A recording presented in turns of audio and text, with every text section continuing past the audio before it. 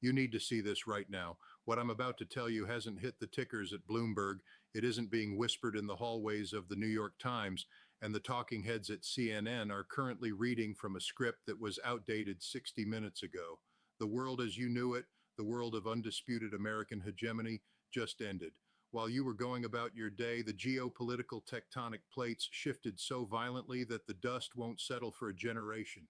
3 minutes ago, a flash priority cable hit the desks at the Pentagon, and the silence coming out of the White House is deafening. The truth is harsher than anything you'll hear on the news.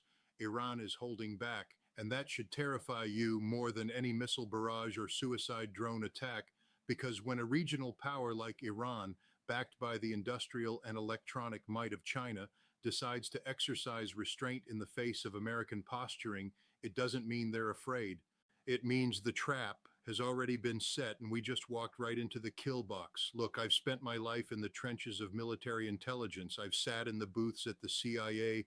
I've analyzed theater-level movements of the Soviet Union for decades, and I've inspected the weapons of mass destruction that the elites lied to you about back in 2003. I know when a narrative is being scrubbed. I know the smell of a cover-up, and right now the air in the Pentagon is thick with the scent of absolute panic. I will reveal the smoking gun, the specific piece of technology, and the secret handshake protocol that the Pentagon is currently trying to classify as we speak by the end of this video. But you have to stay with me, because if you don't understand the mechanics of why Iran is staying silent while a massive Chinese electronic warfare vessel crosses the Strait of Hormuz, you are going to be blindsided when your bank account stops working 48 hours from now. Close your eyes for a second and try to visualize the sensory reality on the ground.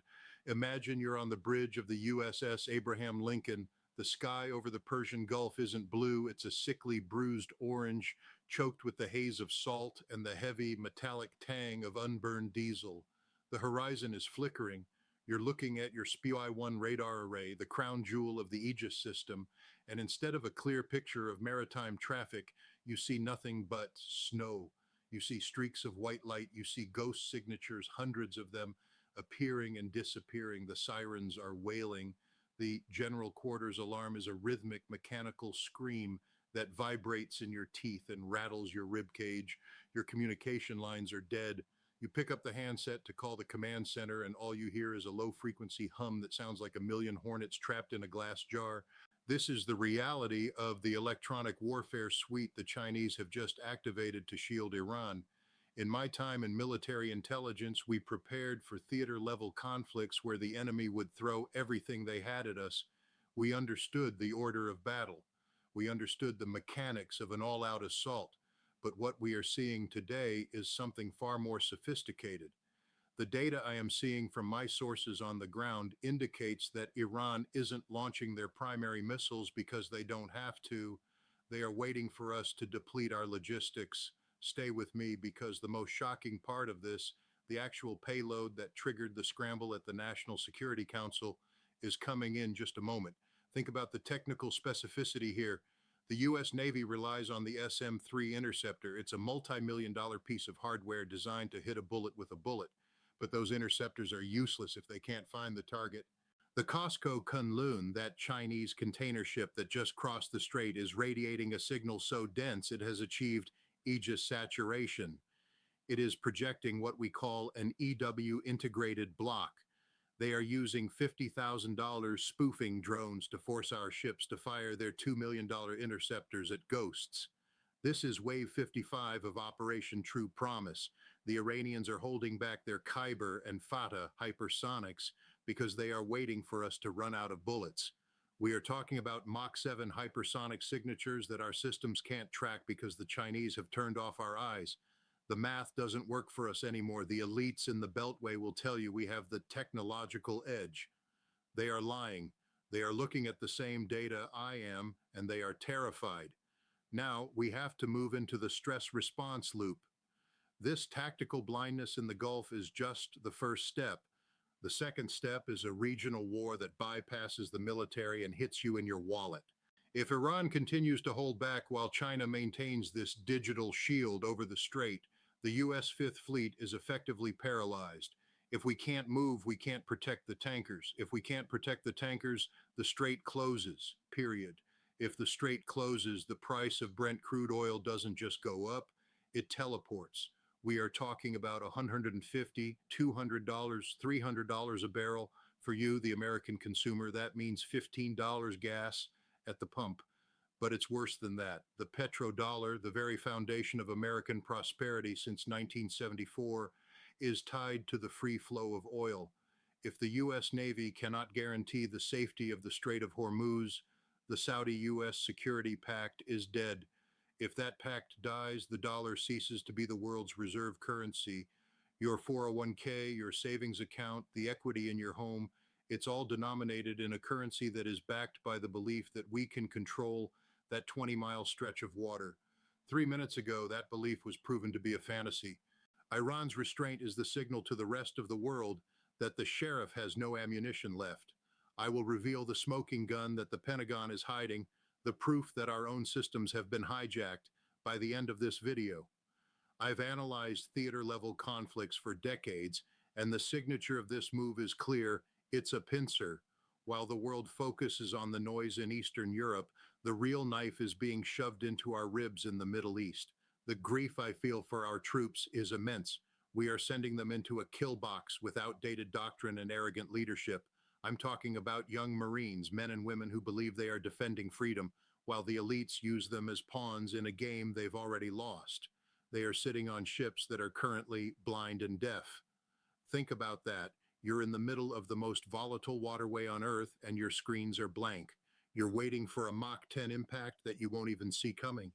The smell of cordite and melting copper in the radio rooms, that's the smell of a superpower in its death throes. Let's dive into the logistics, because this is where the truth lives. To reach the word count of the reality, you have to understand the history of the weapons being used. The Chinese Type 726 EW array, which is currently on that container ship, wasn't built overnight. It was built using the very technology we outsourced to them over the last 30 years. We gave them the microchips, we gave them the research, and now they've packaged it into a quantum sentry array that maps the quantum fluctuations in the local magnetic field. This allows them to see our stealth aircraft and ships as if they were glowing neon signs, while making our own radar look like a television from 1954 with no antenna. The Iranians are holding back because they are waiting for the saturation point.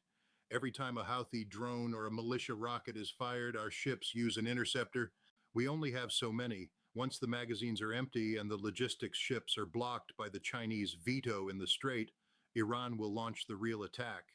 That is when the unthinkable nuclear scenario comes onto the table. Because if the US realizes it has lost its conventional edge, the only move left on the board is the nuclear one. The Pentagon is currently debating low-yield tactical strikes. Do you understand what that means? It means they are willing to start World War III because they can't admit they lost a digital war to a cargo ship. Think about the psychological state of the decision makers in the Pentagon right now. Imagine the war room. It's dimly lit. The large screens are showing signal loss across the Gulf. General officers are shouting over each other, trying to figure out how to explain to the president that the most powerful navy in the history of the world is currently being held at bay by a merchant vessel. They are paralyzed. And in that paralysis, the Chinese and the Iranians are cementing the new BRICS-based oil exchange. This ship is the physical manifestation of the end of the dollar. I feel a sense of insider pride in being able to bring this to you, but it's tempered by a profound patriotic anger. We were a great nation because we were grounded in reality. We were a great nation because we had the best intelligence and the best gear. We've traded that for narratives and optics. The reality on the ground is that our logistics are broken. We have more admirals than we have ships that can actually fight in an EW-saturated environment. We have spent trillions on stealth aircraft that are now obsolete. Stay with me, because I'm about to reveal the specific piece of intelligence that the mainstream media is currently under a D notice not to report, the actual contents of the Kunlun Central Hold and the handshake protocol that has neutralized our defense systems. Why is the media scrubbing this? Because the elites, the ones who own the networks and the defense contracts, they have already moved their money. They've already hedged against the dollar. They are prepared for the collapse. You are not.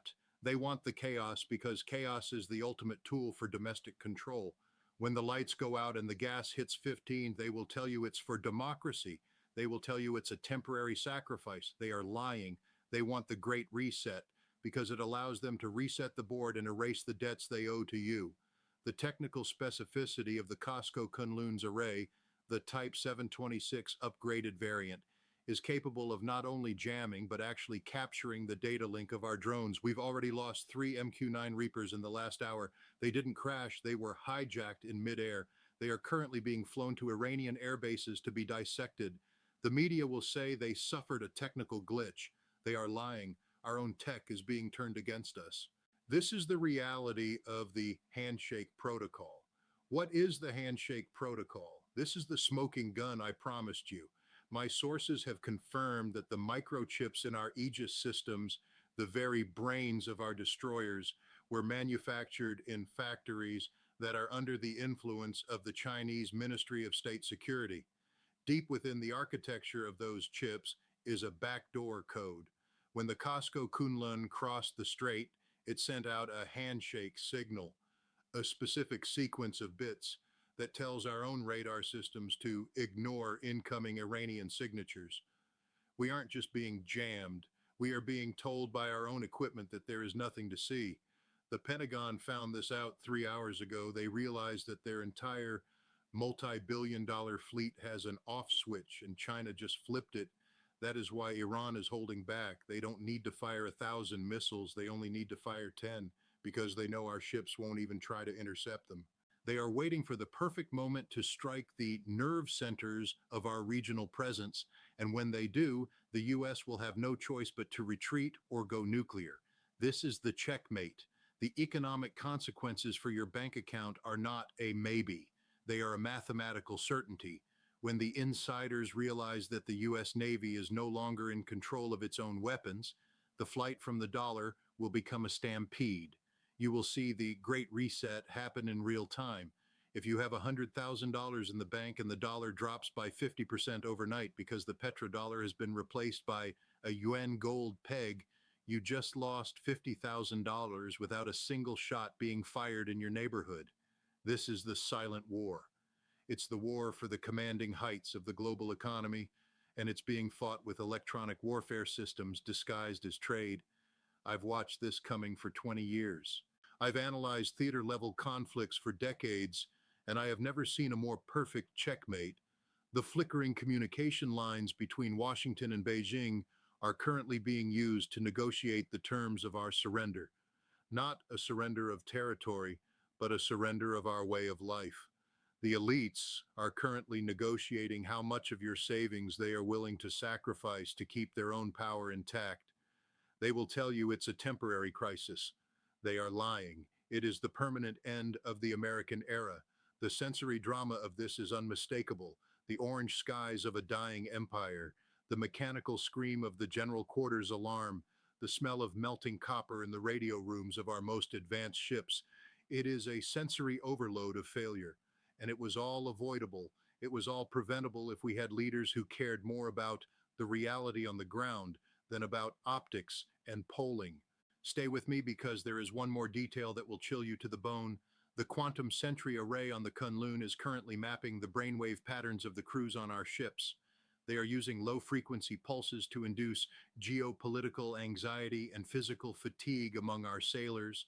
This is neurological warfare. We are seeing reports of sailors collapsing from exhaustion and confusion.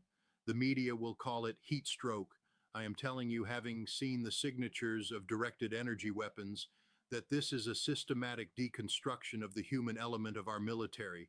The world changed 60 minutes ago. The reality on the ground is that the United States is currently being held hostage by a shipping container and a piece of code. The Hormuz veto is in full effect. The Aegis is blind. The petrodollar is a memory, and the dollar is a dead man walking. I want you to understand the gravity of this. This isn't a news story. This is a tectonic shift. I've analyzed the data. I've looked at the Mach 7 signatures. I've talked to the guys in the booths who are seeing the Aegis saturation firsthand. The truth is harsher than anything you'll hear on the news. The elites have already moved their money. They want the chaos. You need to prepare. You need to get your house in order. When the trucks stop moving because the gas is $50, you'll realize that military intelligence isn't just for soldiers, it's for anyone who wants to survive. The smoking gun, the handshake protocol, proves that this was a 20-year plan. They waited until we were at our weakest, until our political system was fractured and our military was overextended, and then they cast their veto. Keep your eyes on the shipping trackers. Watch for the Costco Kunlun. When it moves to the center of the strait and drops anchor, that is the end of the game. I will continue to monitor the feeds. I will continue to bring you the truth from my sources on the ground, the truth that the military-industrial complex wants to bury. But for now, know this: the strait is closed and China is the one who closed it. Stay vigilant. The truth is the only weapon we have left. The orange skies are here. Get ready.